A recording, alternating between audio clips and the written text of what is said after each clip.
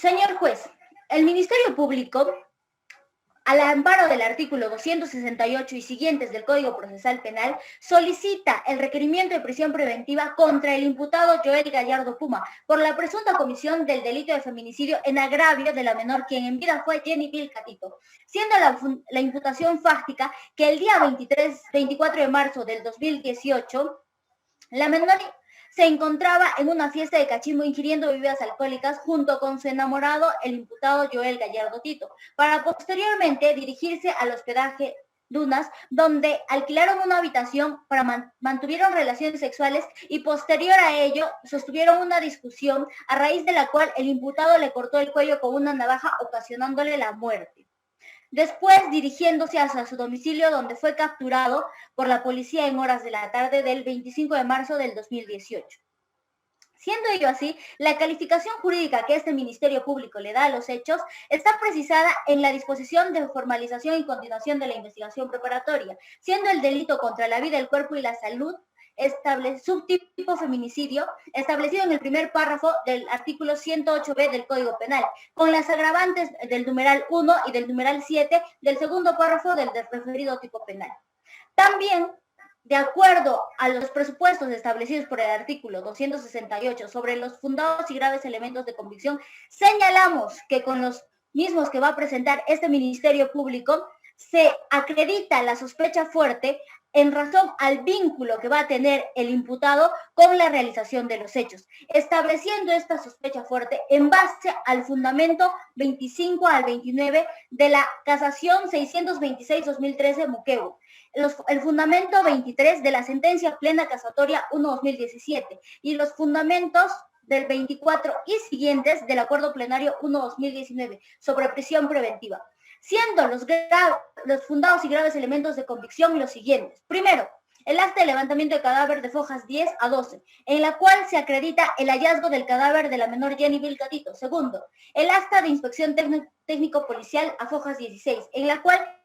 se acredita igualmente que se encontró el DNI del imputado en la escena de los hechos. Señor juez, este elemento de convicción es relevante para la investigación debido a que está vinculando directamente al imputado con la realización del hecho delictivo. Por otro lado, tenemos el acta de visualización del equipo de celular que corre a fojas 19, mediante la cual este Ministerio Público acredita que el imputado no quiere coadyuvar al esclarecimiento de los hechos al negarse a proporcionar el patrón de su celular. Por otro lado, el acta de visualización de las imágenes de la cámara de vigilancia del hospedaje Dunas, que corre a fojas 20 a 22, en la cual se demuestra que la hoy Oxisa ingresó al hospedaje acompañada de una persona de sexo masculino, quien después de los fundados y graves elementos de convicción se puede inferir que era el imputado. También tenemos el acta de visualización del equipo de celular que corre a fojas 23, de la cual se sostiene que la menor, 5 minutos después de haber ingresado al hospedaje conforme las cámaras de vigilancia, remite un audio de WhatsApp a su madre señalando textualmente que se encontraba con el hoy imputado Joel Gallardo Puma. Por último, tenemos la declaración de Hilda Agüero Condorcanqui, la cuartelera del hospedaje, que refiere al mostrarse vistas fotográficas que el imputado hoy, Doc Puma, referido a la fotografía número 4, es quien acompañó a la hoy Oxisa. Sobre la pronuncia de la pena, previsto en el literal B del artículo 268 del Código Procesal Penal.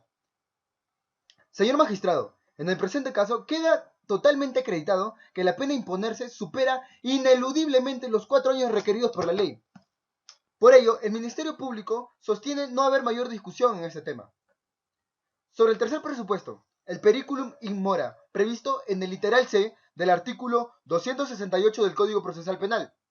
En este caso concreto, vamos a hacer uso del fundamento 39 del Acuerdo Plenario 1-2019, en el cual, sobre la base de esto, referimos como Ministerio Público que solo invocaremos el peligro de fuga, toda vez que este se encuentra previsto en el artículo 269 del Código Procesal Penal, mismo que posee requisitos, siendo el primer requisito, sobre el arraigo del imputado. Señor magistrado, para ello debemos tener en cuenta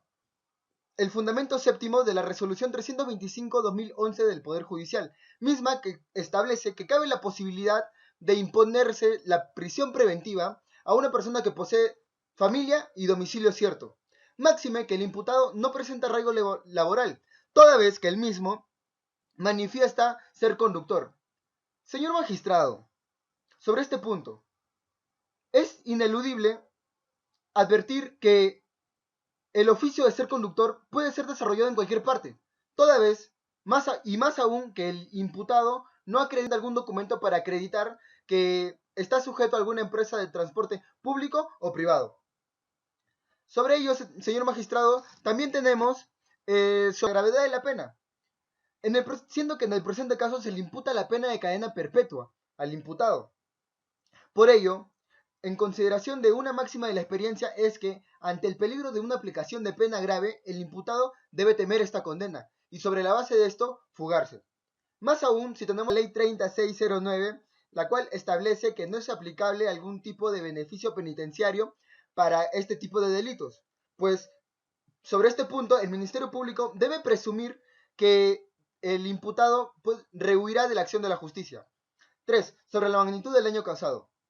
Señor magistrado, en el presente caso hablamos de la vida humana, y en total esta debe ser entendida como el bien jurídico tutelado de mayor importancia y trascendencia dentro de una sociedad,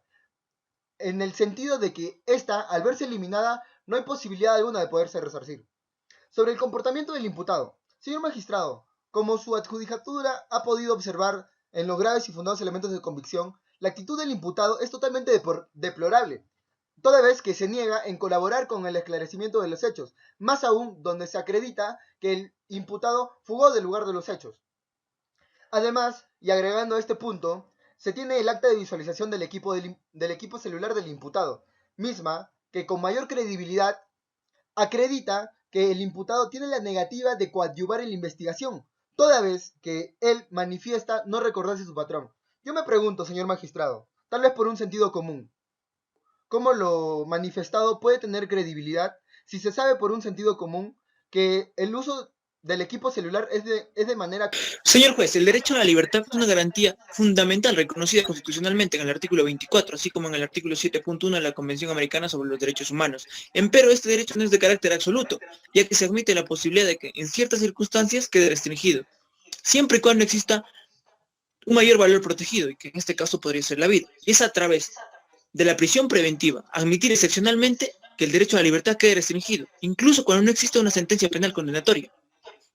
Por ende, el principio de proporcionalidad nos brinda presupuestos que pueden hacer que esta prisión preventiva tenga un fin que es de asegurar el proceso. En ese sentido, con jurisprudencia vinculante podemos acertar muy claramente que existe la casación 626 del año 2013 en Moquegua, en su considerando 22º y en el artículo 253.2 del Código Procesal Penal, donde establecen claramente su desarrollo. Entonces, señor magistrado, estamos ante un test de proporcionalidad triple. La medida será idónea, ya que en primer lugar será constitucionalmente válido considerar que existen graves y fundados elementos de convicción que relacionan al imputado con el presunto delito. Y en segundo lugar, la medida en sí será idónea, ya que el fin buscado es asegurar el proceso en todas sus etapas, ya que estamos ante una pena de cadena perpetua. Y será necesario, ya que al analizar todos los medios alternativos posibles, se concluye este Ministerio Público que no existe otra medida la cual hará posible la ejecución del... Es decir, que el imputado no tiene arraigo laboral y mucho menos es posible admitir la posibilidad de que éste sea inocente. En ese sentido, solicitamos a su adjudicatura que la medida no será tomada como arbitraria, más bien será tomada como necesaria para el libre desarrollo del proceso y será propiamente proporcional, en un sentido estricto, hacer una analogía crucial, donde claramente se evidencia que el derecho restringido es menor al bien jurídico protegido, que en este caso es la vida. Con todo lo antes señalado, este Ministerio Público solicita 9 meses de prisión preventiva. Además de ello, se tomará en cuenta el plazo de la etapa intermedia, así como del juicio oral. Finalmente, solicitamos se tome en cuenta en todos sus extremos el pedido y el requerimiento de prisión preventiva.